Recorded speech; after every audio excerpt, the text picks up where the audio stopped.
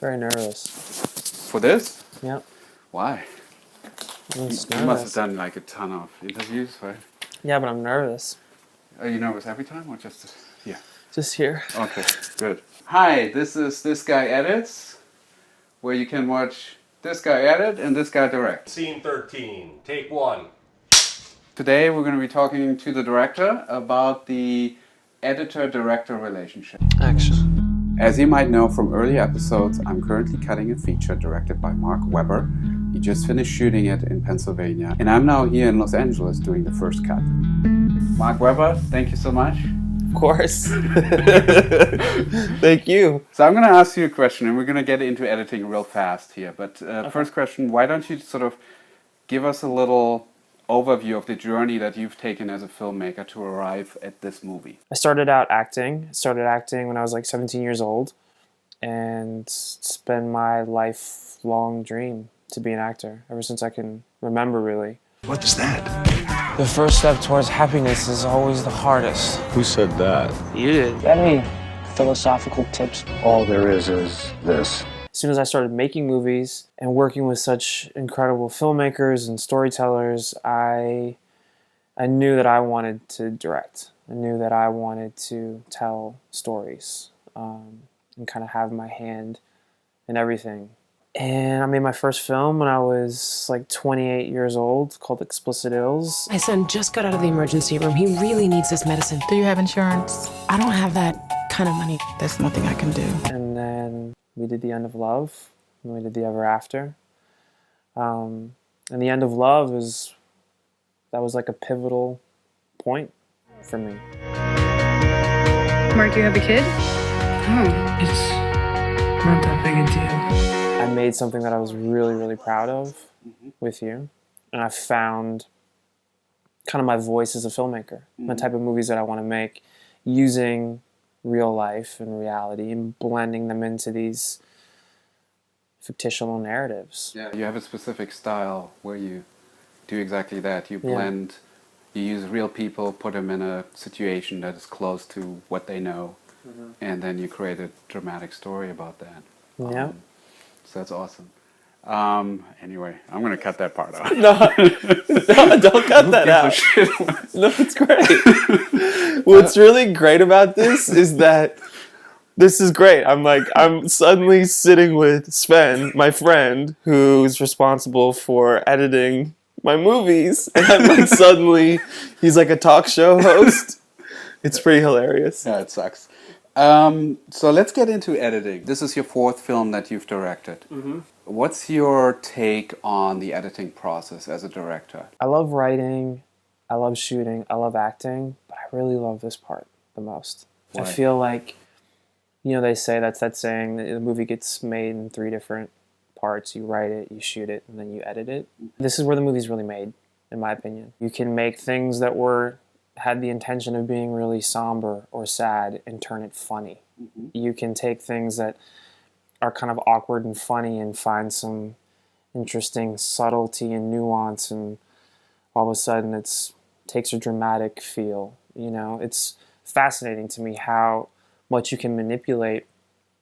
I think if you have that mentality and you know that that's what happens when you make a movie, if you know that going into when you shoot, you get to have a lot of fun experimenting and finding the tone of your film and what you're trying to say. Has it changed, the editing process, Yeah. with every movie? The first go-around on Explicit Ills is with Jay Rabinowitz, who's amazing. I love that man. I think he's an incredible editor. He has an amazing body of work. And I learned so much from him, just about kind of the way it works. And so coming into making The End of Love with you, what was so cool is then I also learned I can't go in right away and suddenly start micromanaging right off the bat. And you were really good at allowing there to be this like distance. It would just kind of like organically happen. And I'm like, oh, right, that makes sense. So going into The Ever After, I just knew, okay, this is the way Sven works. This is how he makes selects. This is the amount of time, the process that he puts into this. And that allows me time to just step back and forget about everything, which is really cool. Is everything okay at home, or? Everything's great. I asked where my wife was.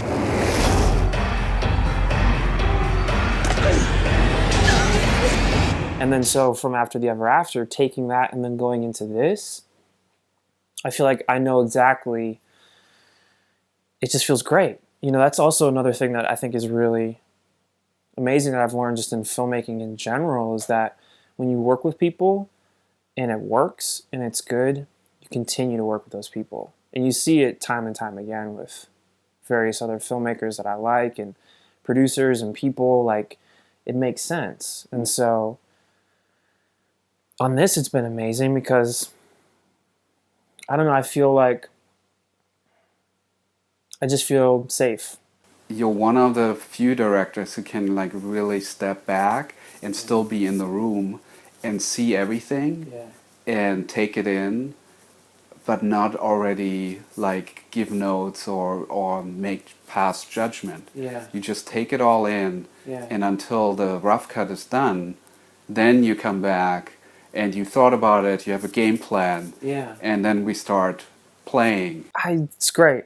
I know, it's great to hear, and I think it's just really amazing that that's the way it's worked out, because I think, and to build on that, I think that where maybe some filmmakers or some directors are A, naive, or B, just are doing it in a different way, that I don't know, I don't know if it's necessarily serves the process in the best way. I think when I first started out, there was a tendency for me to think of things like an editor is something, it's like a technical thing. Like, it's purely technical, you know? You need to learn a particular, a system, a way, and it's technical. You lose a lot of value of what the filmmaker, director, editor relationship can be if you go into it as a director thinking that it's purely technical, and that you solely are in charge of the storytelling and imparting your vision and how you want things to be right out of the gate. Because then what you're doing is you're undermining the process, and you're not seeing the real true value of what working with an editor means, especially a really good editor, is that it's not just something that's technical, it's art, it's artistry. And storytelling. It is. And it's a craft, and it's a thing that you feel and that comes to you. And so it's great that we have this way, and knowing where we come together and when we really start doing our thing in the way that we do it, because it allows you to find the movie. Going into the editing process, do you have any anxieties based on somebody else making choices on your behalf? Making editing choices? Yeah, well, picking certain performances over others, eliminating certain shots that you fought hard to get? No. I have had that. Sometimes I feel like I naturally want to have that. Towards the end of the production, I feel like it's natural. So yes and no. Towards the end of the movie, because my job while we're making it, or shooting it, is like, I gotta get the fucking scene. I gotta get the thing. We gotta get over here and get the shot, because if we don't have the shot, we're not gonna have the scene, and I'm so obsessed with it. So that obsession of getting it can carry over for a bit, which is why it's important that we have this break, because that break allows me to really just go, it's yours. Take it. I don't want to think about it. Because that obsession doesn't serve me. It doesn't serve the story. It doesn't serve the process for me. It just doesn't work. That being said, and I think what's cool about the process of you and I working together is that a little bit later on, and when we have the movie and we have the story and it's spoken to you and it's like this, and then we've come together and we're seeing it and we're shaping it, then maybe some of those things of like, oh, I really love that thing that we did, and I really was wanting that to be in there somewhere. Then it has more value at that point. Yeah. Because now we have the story. Yeah. And trying things like that make more sense. Yeah. And all those things that are not in the cut are still available, like the way that the selecting happens, the way that I do the selecting, as you can see in one of the episodes.